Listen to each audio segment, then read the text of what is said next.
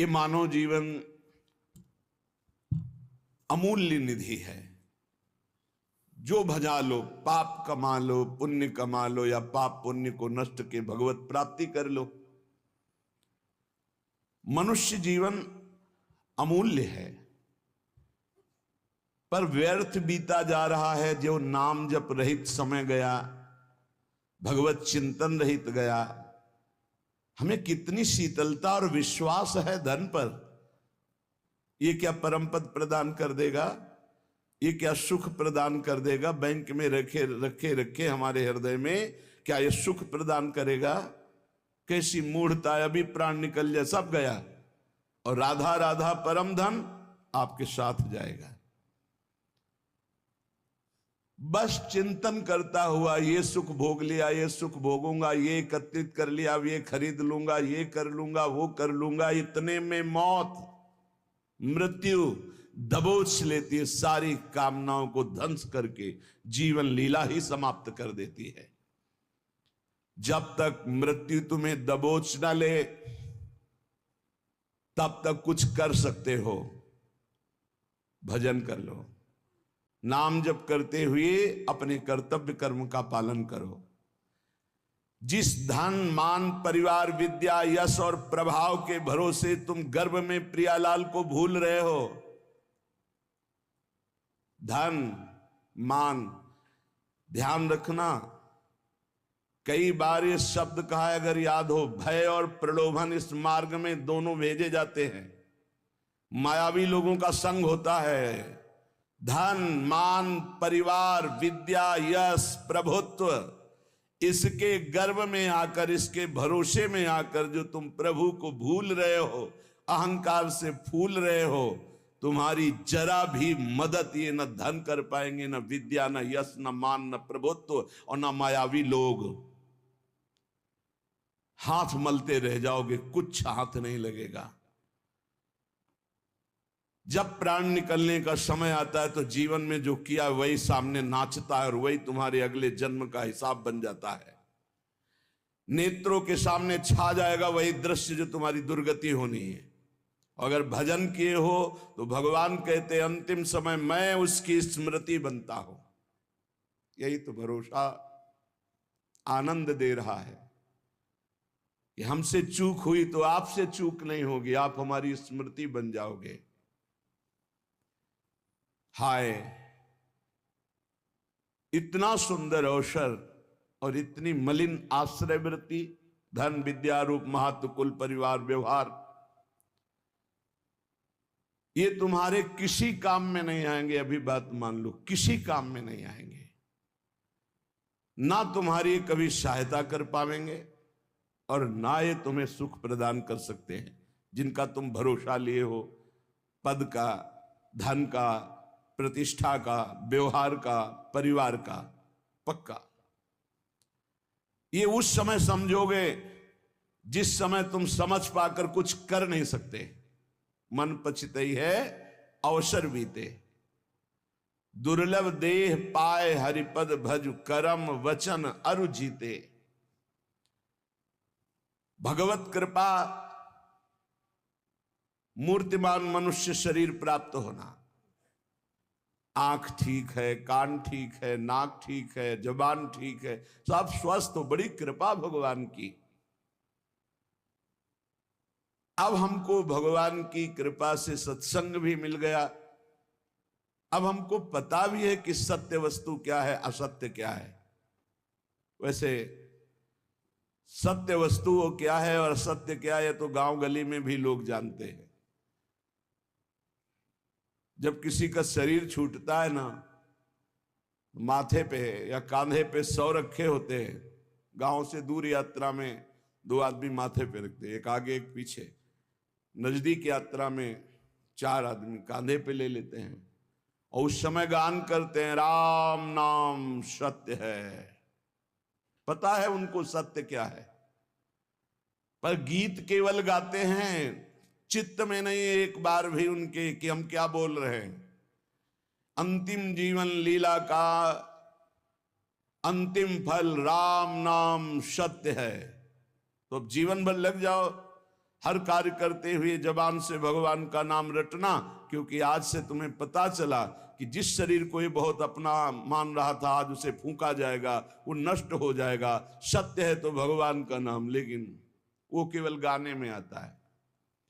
वो गीत केवल अंतिम समय, शरीर छूटने के समय कि चलो सत्य वस्तु का ज्ञान करा दे कि राम नाम सत्य है, भगवान नाम सत्य है। दुर्लभ देह पाए हरिपद भज, करम बचन और जीते, मन पछतई है अवसर बीते। अब पछताए का बने जब चिड़िया चुन गई खेत। काल रूपी चिड़िया जीवन रूपी खेत के श्वास रूपी दाने चुन गई, अब क्या बचा। इसलिए सावधान हो जाओ, अपने मनुष्य शरीर को संभालो। तुम्हारा मनुष्यपना इसी बात में है कि इसी जन्म में तुम ब्रह्मबोध या भगवत प्राप्ति कर लो। अनंत जन्मों के भटकन को मिटा दो, नहीं भटकते ही रहोगे, कोई रास्ता नहीं है आगे। अभी समझ में नहीं आ रहा, प्रमादवश अभी लग रहा है मैं मनुष्य हूं, जवान हूं, खूब धन है, मैं भोग लूं। लेकिन शरीर छूटते ही ये मानो दे, फिर तुम परवश हो जाओगे। पशु पक्षी नाना प्रकार की योनियों में तुम्हारी बिल्कुल स्वतंत्रता नहीं रहेगी कि तुम कोई नवीन कर्म कर लो। भगवान की जब अहेतुकी कृपा होती है तब संत मिलते हैं। जिसके जीवन में संत का प्रवेश हुआ, समझो हमारे ऊपर अहेतुकी कृपा श्री हरि की है। अब मोहि भा भरोस हनुमंता, बिनु हरि कृपा मिले नहीं संता। तो जब संत मिले तो उनकी आज्ञा पालन करो, उनके बतलाए रास्ते पर विचार करने की जरूरत नहीं है। संसार के दोस्त मित्र मायावी व्यवहारी, इनसे बात करने पर इनकी बात पर विचार करो। बिना विचारे जे करें ते पाछे पछताएं, काम बिगाड़ो आपनो जग में हो हंसाए। पर जब संत सदगुरु बात करें तत्काल उनकी आज्ञा के पालन में तत्पर हो जाओ। बिना ही विचार करी शुभ जानी, वहां विचार की गुंजाइश नहीं है। याद रखो, मनमानी आचरण करोगे तो जीवन असफल हो जाएगा, और संत आज्ञा में रहोगे तो जीवन सफल हो जाएगा। तुम्हारे ऊपर भगवान की अहेतुकी कृपा की वर्षा हुई। मनुष्य शरीर, संत समागम, भजन पद्धति का तुम्हें ज्ञान हो रहा है। तुम्हारे सारे पाप संताप जल जाएंगे। तुम्हारा हृदय आनंद और शांति के सुख में डूबने लगेगा। तुम भगवत प्रेम की धारा में डूबकर परमानंद को प्राप्त करोगे। परंतु याद रहे, केवल नकल की हम बात नहीं कर रहे, हम असल बात कर रहे हैं। आज लोग केवल बाहरी बातों पर ध्यान देते हैं, आंतरिक वृत्ति पर नहीं ध्यान देते। आप जितना फैलाओगे आपका चिंतन फैलता समा जाएगा। समिटे सो आशिक, फैले सो जमाना। बात मान लो, समिट जाओ। जितना समिट जाओगे उतना जीवन मुक्त होते चले जाओगे। जितना फैलते चले जाओगे उतना फंसते चले जाओगे। तुम्हें नहीं दिखाई दे रहा, तुम्हें लाभ दिखाई दे रहा है, हमें हानि दिखाई दे रही। अपने माने हुए लाभ का त्याग करके संत और गुरुजनों की मानी हुई वृत्ति पर हमें अपनी वृत्ति बैठानी है। जो लोग संतों के प्रति आकर्षित होते हैं, आकर्षण, एक माया का आकर्षण, एक स्त्री पुरुष का आकर्षण, एक खान पान का आकर्षण, एक नाना प्रकार के पद प्रतिष्ठा का आकर्षण, पर जो संतों पर आकर्षित करते हैं वो भगवान के बड़े कृपा पात्र जन होते हैं, जो संतों से आकर्षित है। जैसे संसार में किए हुए आकर्षण आसक्ति दुर्गति का कारण है, पर वही आकर्षण आसक्ति यदि संत महापुरुषों से हो जाए तो मोक्ष का खुला हुआ द्वार भगवान कपिल देव जी कहते हैं। संतों के संग से अपनी मान प्रतिष्ठा, पूजा, बाहरी संबंध, संतों के प्रभाव से आई हुई भोग सामग्री, इसके भोग करने में न लग जाए। बड़ा सूक्ष्म विषय है, इसीलिए कह रहे हैं सावधान। संत आकर्षण हुआ, बड़ी कृपा हुई भगवान की। तो संतों के पास जब भजन वो करते हैं तो मान प्रतिष्ठा मिलती है, रुपया पैसा मिलता है, भोग सामग्री मिलती। ये गुरु कृपा नहीं है, ये तो जीवन अर्पित किए हैं, तो इन किन प्रकार जैसे रखे वैसे जीवन जी रहे हैं। हमारी गुरु की आंतरिक संपत्ति पर नजर होनी चाहिए। आंतरिक संपत्ति है प्रियालाल, सतत प्रियालाल का चिंतन, बहुत मस्त जीवन हो जाएगा। अगर बाहरी बातों को आप पकड़ोगे, मान पूजा प्रतिष्ठा नमस्कार रुपया पैसा, तो मोहग्रस्त हो जाओगे, अज्ञानग्रस्त हो जाओगे। क्या बिना भजन किए विभूतियां प्रकाशित हो जाएंगी क्या तुम्हारे अंदर, वैभव भगवान का? अरे जो संतों के बाहरी वैभव का भोग करने की चेष्टा करते हैं वो स्वयं डूबते हैं और अपने संग में दूसरों को भी डुबो देते हैं। आप गए और घालें जे को सत मार्ग प्रतिपालें। बड़ा सूक्ष्म विषय चल रहा है। उपासक को चाहिए मात्र केवल उनके उपदेश और उनकी आंतरिक संपत्ति पर नजर रखे। जीवन अर्पित है, अब जैसे आप रखो वो आपकी मर्जी। हमारा जीवन में कभी झगड़ा नहीं होगा, क्योंकि हमको जो गुरु ने संपत्ति दी वो बंटवारे वाली है ही नहीं। न चोर चुरा सकते हैं और न कोई गुरु भाई बंटवारा कर सकता है। अमोघ संपत्ति है और गुरु की बाहरी संपत्ति पर नजर ही नहीं होनी चाहिए। नहीं, आंतरिक दो जगह नजर नहीं कर पाओगे। बाहरी संपत्ति पे नजर तो गुरु की आंतरिक संपत्ति पर नजर नहीं, आंतरिक संपत्ति पर नजर तो बाहरी है। ऐसे ब्रह्मादिक के भोग सब विषम लागत ताई, नारायण ब्रज चंद की लगन लगी ही जाए। कुछ लोग वेश को कलंकित करने लगते हैं।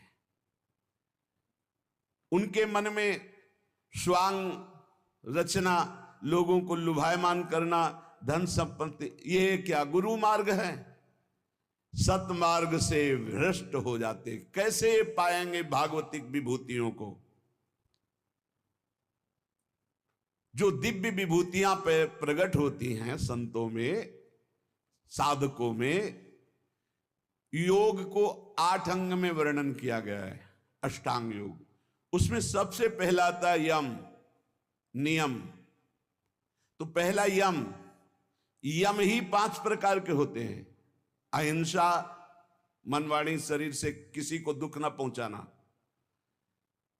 सत्य, वचन से सत्य, आचरण सत्य और मनन सत्य। जिसकी मन वाणी और आचरण एक होते हैं उसे योगी कहते हैं। जिसके मन में कुछ और, वचन में कुछ और, क्रियाएं कुछ और, वो भोगी होता है, संसारी।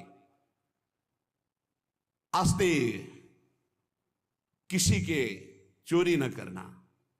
और ब्रह्मचर्य, अपरिग्रह, ये यम है पहला। योग का पहला यम है ये। यम 5 प्रकार, अहिंसा, सत्य, आस्ते, ब्रह्मचर्य, अपरिग्रह।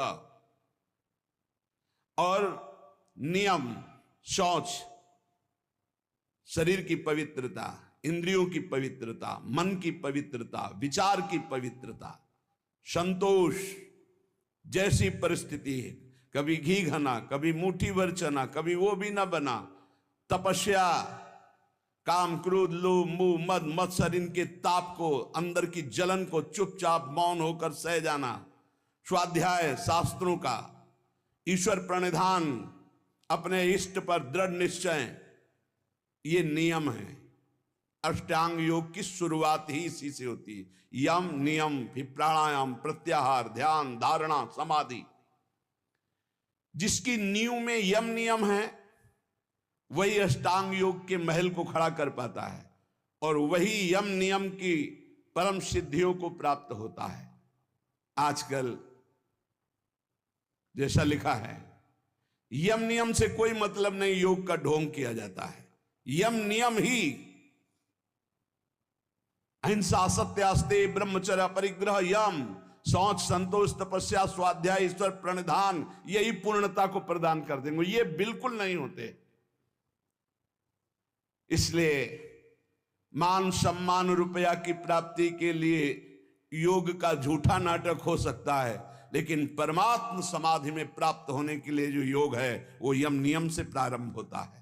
जिसके जीवन में यम ही नहीं है, नियम नहीं है, वो कैसे योगी हो सकता है? किसी भी मार्ग का पथिक हो, ये दो तो होते ही हैं सब में, यम और नियम। चाहे वो किसी भी मार्ग का, किसी भी संप्रदाय को, अगर अहिंसा, सत्य, अस्तेय, ब्रह्मचर्य, अपरिग्रह, शौच, संतोष, तपस्या, स्वाध्याय, ईश्वर प्रणिधान नहीं तो है क्या फिर जीवन में? सच्चे बनो, नकली मत बनो। आचरणों की सत्यता ही साधुता की प्रमाणता है। तुम्हारे आचरण कैसे हैं? परम तत्व अनादि है, एक है, सर्वव्यापी है, सर्वाधार है, सर्वनियंता है, सर्वमय है, सर्वमय है। उसके अस्तित्व का अस्तित्व है, उसके प्रमाण को अनुभव करना है। श्री हरिवंश प्रमाण मनम।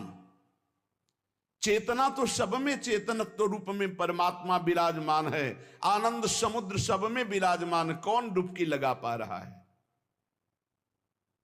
इसलिए बस प्रार्थना हम तुमसे कर सकते हैं कि भगवान से चाह करो कि मुझे शुद्ध भगवत प्रेमी महात्मा, शुद्ध ज्ञानी मिल जाए। और जब संत मिल जाए तो संत की आज्ञा पर अपने जीवन को न्यौछावर कर दो। संत सेवा, संत आज्ञा, ये तुम्हें परम पद में पहुंचा देगी। तुम संत को तौलने की चेष्टा मत करो। तुम्हारे पास तराजू नहीं, कबाड़ तोलने वाले से सोना चांदी हीरा जवाहरात नहीं तोले जाते। तुम्हारी बुद्धि कबाड़ है जो त्रिगुण माया से युक्त है। त्रिगुणातीत स्थिति वाले महात्माओं को क्या जान पाओगे? संत जिससे तुलते हैं वो तुला ही तुम्हारे पास नहीं, वो तराजू ही नहीं है। श्रद्धा और भक्ति और विश्वास के द्वारा तुम उनके रहस्य को जब वो बताना शुरू करेंगे तब जान जाओगे। इसलिए केवल तुम आज्ञा पर रहो। जिस समय तुम किसी भी संत के थोड़े अंश को जान जाओगे कि ये क्या है, तो तुम चकित और आश्चर्यचकित होकर गर्व करोगे कि भगवान की अपार कृपा, मुझे ऐसे महात्मा का संग मिला। जिन बातों को तुम असंभव मानते हो, जो तुम्हारी धारणा में भी नहीं है, जो तुम कल्पना से भी नहीं सोच सकते, उससे बहुत आगे संत स्थिति होती, जिसे संत कहते हैं। अविश्वासी, अश्रद्धालु, अज्ञानी, ये लाख बताया भी जाए तो ये नहीं मान सकते हैं। क्योंकि मानने के लिए जो स्थिति चाहिए वो श्रद्धा। बिना श्रद्धा के, प्रथम हृदय श्रद्धा जो करे, आचार जन जाय अनुसरे, जहां जहां हरिवंश के।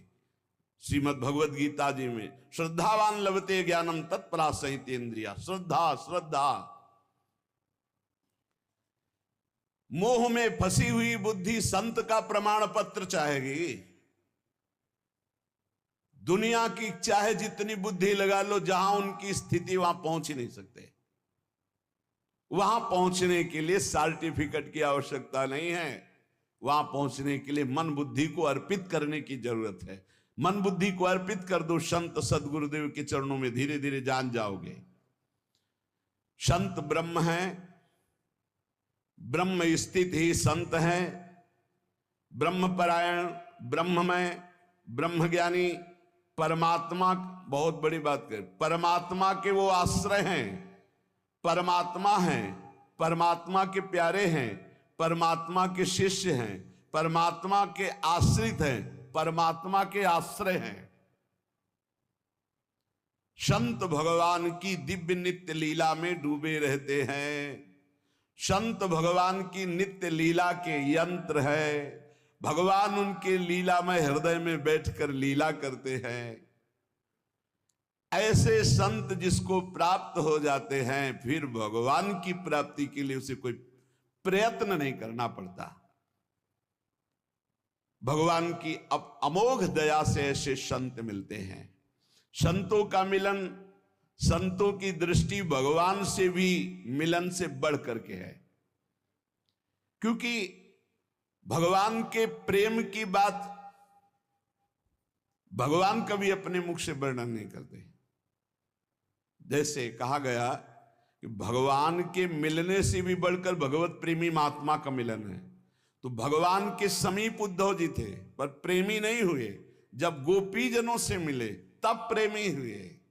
भगवान के प्रेम महल की बातें तो केवल प्रेमी महली जन ही बता सकते हैं, वो भगवान भी नहीं बताएंगे। भगवान आंसुओं का रहस्य नहीं बताया उद्धव को, जाओ गोपी जनों के पास जाओ तो वहां जान जाओगे मेरे आंसुओं का रहस्य। भगवान के रहस्य का पता भगवत प्रेमी महात्माओं से लगता है। इसीलिए भगवान की अहेतुकी कृपा माने जब हमें संत समागम प्राप्त हो, वो जो भगवान की छुपी हुई रहस्यमयी प्रेम की बातें हैं वो प्रकाशित करते संत जन। तुम केवल अवगाहन करो तो रस बरसाएंगे, तुम केवल आनंद स्वाद के लिए पिपासु बनो, ऐसे नहीं, ऐसे अहंकार से भरकर नहीं, अवज्ञा नहीं, अवहेलना नहीं, ऐसे छल कपट नहीं, जो कहोगे वही करेंगे, करना कुछ नहीं, छल कपट नहीं, ऐसे जैसी आज्ञा वैसे। आप कहो अभी प्राण त्याग दें, बस इतनी जरूरत है। जीवित मर जाए उलट आप में समाये है दिलगिरी। अरे अखिल कोटि ब्रह्मांडों का मालिक मिल जाएगा तो कौन सा वैभव बकाया रह जाएगा भाई। श्री भगवान इंद्रियों को स्वतंत्र छोड़ने पे नहीं मिलते।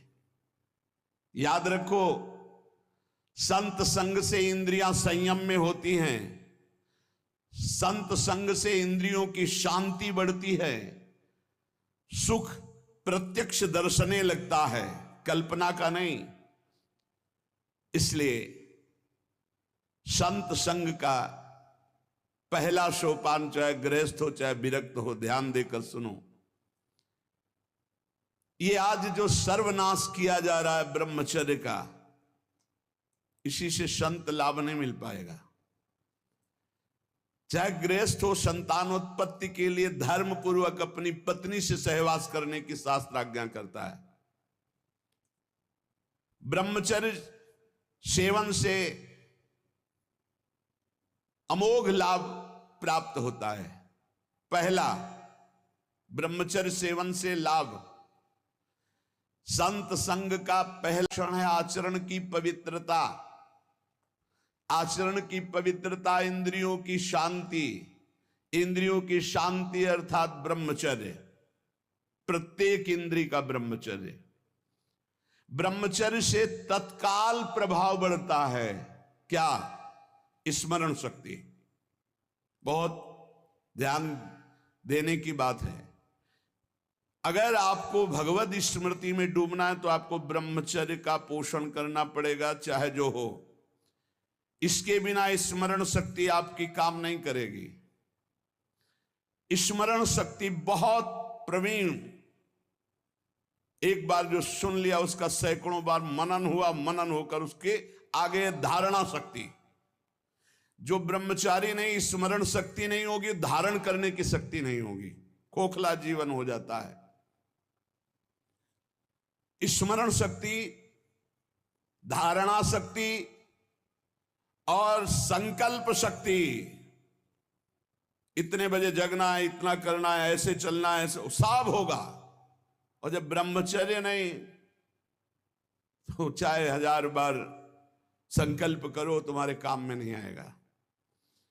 स्मरण शक्ति, धारणा शक्ति, संकल्प शक्ति, इच्छा शक्ति जिसे कहते, और उत्साह शक्ति और शरीर शक्ति, ये शक्तियां उसके अंदर प्रकाशित होती हैं जो ब्रह्मचर्य का पोषण करता है। स्मरण, धारण करना, जो संकल्प नियम ले उसका अक्षरशः पालन करना, और उत्साह बना रहना, और शरीर में स्फूर्ति रहना। ब्रह्मचर्य एक विलक्षण महाव्रत है। ब्रह्मचारी का सौंदर्य प्रस्फुटित होता है। एक नूर उसके चेहरे पे झलकता है जो ब्रह्मचर्य को धारण करता है।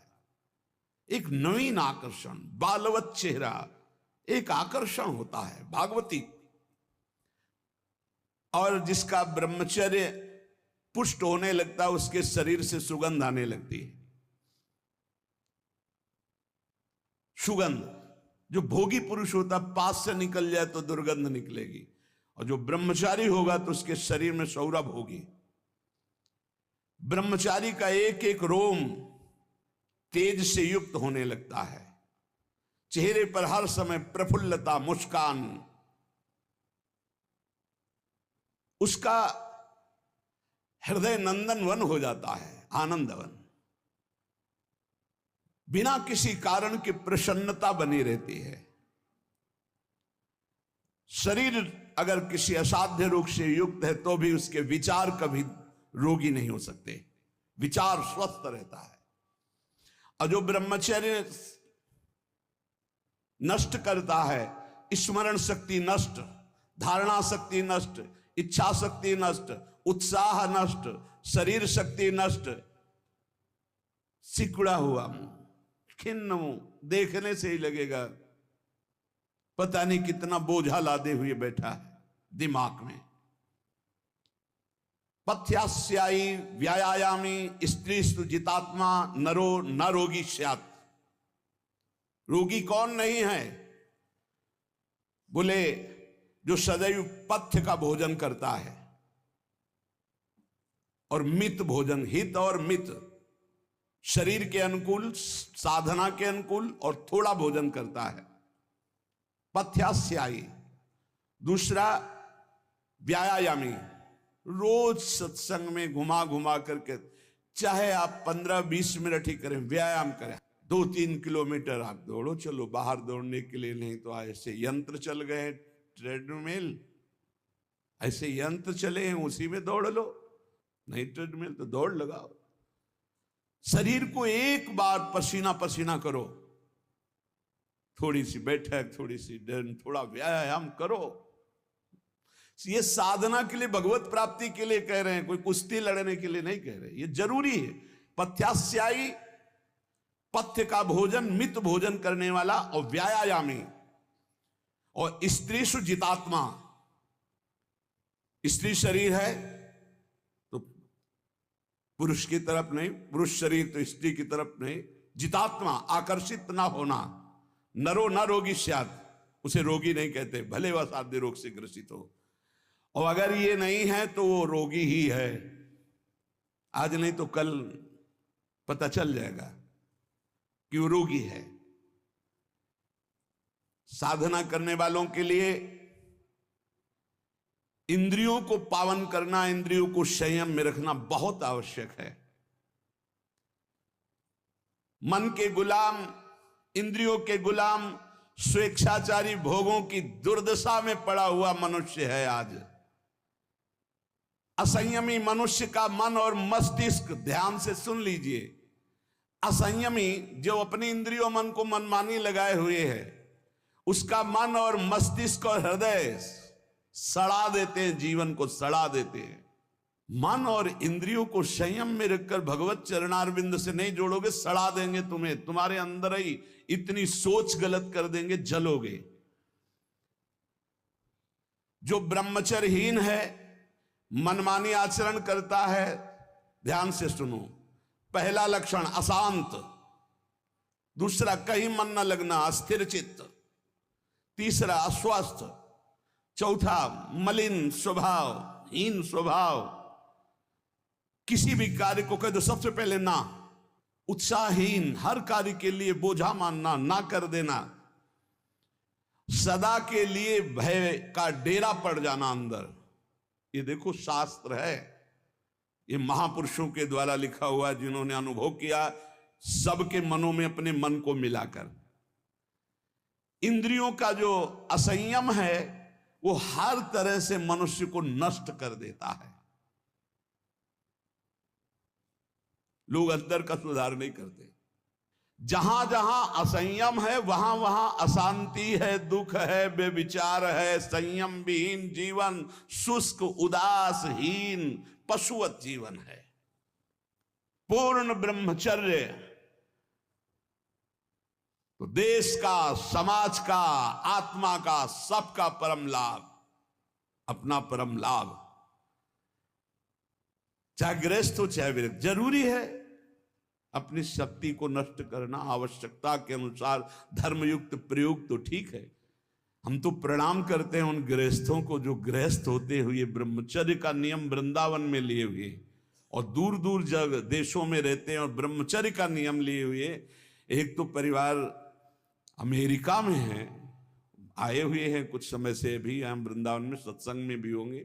सब सुविधा, अमेरिका जैसे देश में रहने सब सुविधाएं, और बड़े ही सरल सात्विक वृत्ति से, और हितधाम में कसम खाई थी ब्रह्मचर्य की कि हम दोनों मिलकर के कसम खाते हैं कि आज के बाद ब्रह्मचर्य रहेंगे।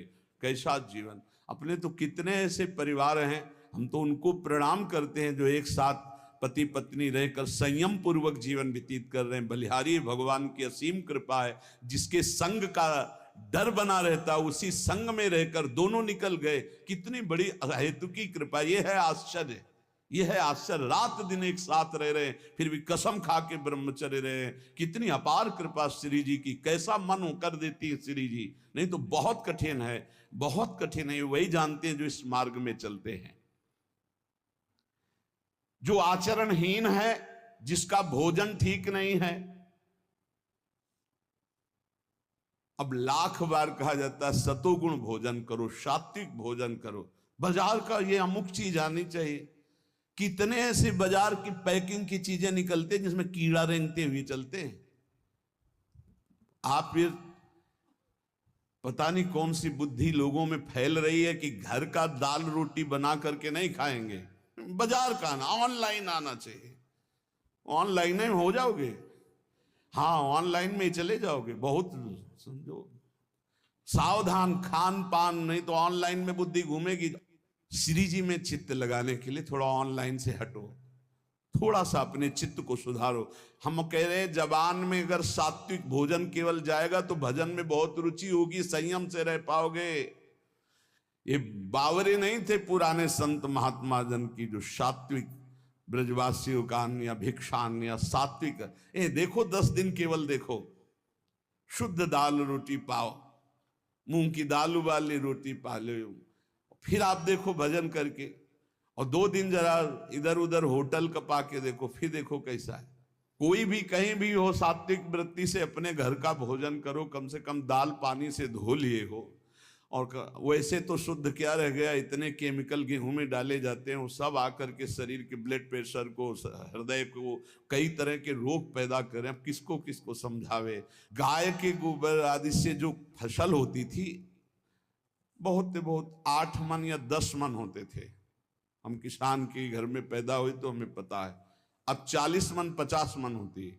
तो जब 8-10 मन पैदा होती थी तो सरकारी अस्पताल के बाद स्कूल हमारा था, तो सरकारी अस्पताल के डॉक्टर आते थे, बीच मैदान में कुर्सी डाल के बस हवा खाते रहते थे, कोई मरीजे नहीं होता था।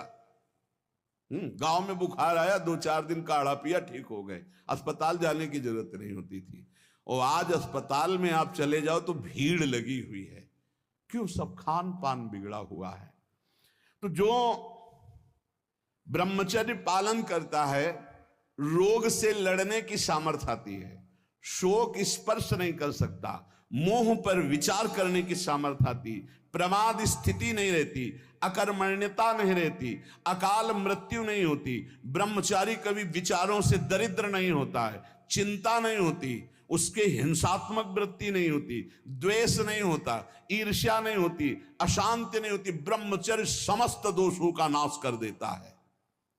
तमोगुण रजोगुण का विकार, काम क्रोध लोभ मोह मत्सर अभिमान, इन शत्रुओं को पराजित करने के लिए, आत्मानंद में स्वराज्य पर स्थित होने के लिए इंद्रियों का संयम ब्रह्मचर्य अत्यंत आवश्यक है। ब्रह्मचर्य का विमल प्रताप प्रकट होता है। वीरवान बलवान होता है, विद्वान होता है, तपस्वी होता है, मनस्वी होता है, त्यागी होता है, तत्व चिंतन परायण होता है। ब्रह्मचर्य में अलौकिक अमानुषिक शक्ति जागृत हो जाती है। अमानुषिक ऐसा कैसे हो सकता है? हो सकता है क्योंकि ब्रह्मचर्य है, क्योंकि भगवत मार्ग का पथिक है। उस शक्ति, उसकी शक्ति के सामने संसार को आश्चर्य असंभव जान पड़ता है। देश का अभ्युत्थान, अपना अभ्युत्थान, समाज का अभ्युत्थान एक ब्रह्मचारी ही कर सकता है, व्यभिचारी नहीं। तो ये मूर्ख लोग ये नहीं समझते कि तुम इंद्रियों की गुलामी स्वीकार करते हो या स्वतंत्रता, मन की गुलामी स्वीकार करते हो या स्वतंत्रता। स्वतंत्रता किसे कहते हैं अभी जाना नहीं। मनमानी आचरण को तुम स्वतंत्र कहते हो कि मैं जो चाहूं। कितने मिनट स्वतंत्र हो जरा देखो, एक सेकंड भी नहीं। हर वृत्ति तुम्हें गुलाम बनाए हुए है। क्या इंद्रियों का गुलामी कभी स्वतंत्र हो सकता है? विचार करो, स्वतंत्र कौन है? स्वतंत्र है जो संयमी है, संतोषी है, जितेंद्री है। याद रखो, ब्रह्मचर्य सेवन ही प्रभु प्रेम और आत्मज्ञान की नींव और स्वच्छ मार्ग है। शरीर में सहने की सामर्थ्य ब्रह्मचर्य से आती। गर्मी, सर्दी, बरसात, मान अपमान, निंदा, स्तुति, ये ब्रह्मचर्य से सहने से। ब्रह्मचारी को सबसे पहले अपनी रसना पर नियंत्रण रखना आवश्यक है। जबान पर, जबान बिगड़ी सब बिगड़ा। गंदे आचरण वाले, जिनको पवित्रता का ज्ञान नहीं, जिनको केवल अर्थ पिशाच हैं, नाना प्रकार की अपवित्रताएं करके तुम्हें भोजन परोसते हो। गरम गरम तुम्हारे सामने आया, तुम अमृत समझ के खा रहे हो। तुम्हारी बुद्धि नहीं खराब हो जाएगी? सबसे पहले सतमार्ग में चलने वाले को इस रसेंद्री को मारना होता है। रसेंद्री, ये जीत गए, सब जीत गए। और इस मार्ग में सबसे ज्यादा इसी को दुलार करने का अवसर मिलता है। जहां निमंत्रण होगा वहां चक्क होगा। बस को खाओ और चौपट करो अपनी साधना, अपने परमार्थ को चौपट कर दो। खाना ही मृत्यु है और खाना ही जीवन है।